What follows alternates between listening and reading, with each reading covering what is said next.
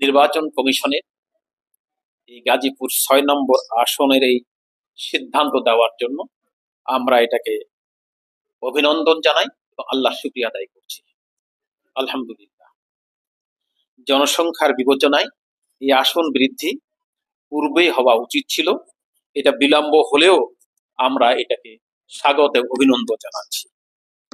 ১২ লক্ষ ভোটার নিয়ে এই যে নির্বাচনী অঞ্চল, এই আসন বৃদ্ধি পাওয়া এটা যৌক্তিক বিষয়। গাজীপুর সিটি কর্পোরেশনের একটি আসন বৃদ্ধি পাওয়ায় এই এলাকার জনগণের উন্নয়ন, সুষম জনগণের সেবা নিশ্চিত করা এবং জনগণের উন্নয়নের গতিধারা অব্যাহত থাকবে।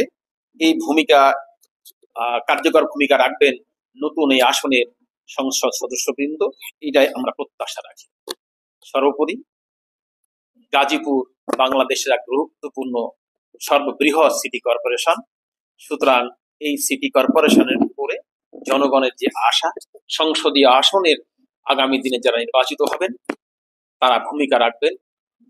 গাজীপুর ১ নম্বর আসন, যেটা কালিয়াকৈর এলাকা এবং গাজীপুরের ৩টা সিটি কর্পোরেশন থানা ছিল, সেটা আমাদের সাবেক সচিব শাহ আলম বকশী ভাই, উনি এখানে আমাদের জামাতের মনোনীত প্রার্থী।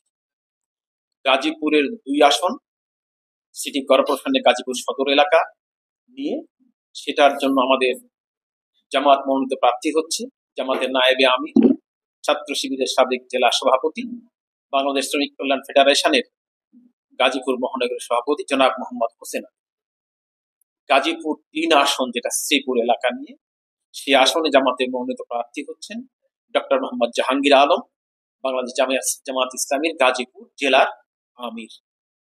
গাজীপুর ৪ আসন, যেটা কাপাসিয়া এলাকা নিয়ে, সেই আসনের জন্য জামাতের মনোনীত প্রার্থী হচ্ছে আমাদের মেট্রো সদর থানার আমির, মহানগরী শুরা পরিষদ সদস্য, ছাত্র শিবিরের সাবেক কেন্দ্রীয় সভাপতি জনাব সালাউদ্দিন আইয়ুব।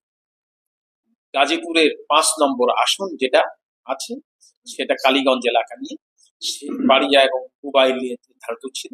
সেখান থেকে বাংলাদেশ জামাত ইসলামের গাজীপুর মহানগর সংগ্রামী নায়েবে আমির, ইসলামী ছাত্র শিবিরের গাজীপুর জেলার সাবেক সভাপতি জনাব খায়রুল হাসান। আর নতুন যে আসন ৬টা হচ্ছে, এটা আমরা পরবর্তী সময়ে ঘোষণা করছি।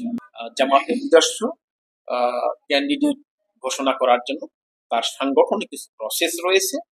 মহানগরী সংগঠন এবং কেন্দ্রীয় সংগঠনের সমন্বয়ের মাধ্যমে আমরা এটা গেজেট প্রকাশিত হলে আমরা আমাদের নতুন আসনের জন্য নতুন প্রার্থী ঘোষণা করতে চাই।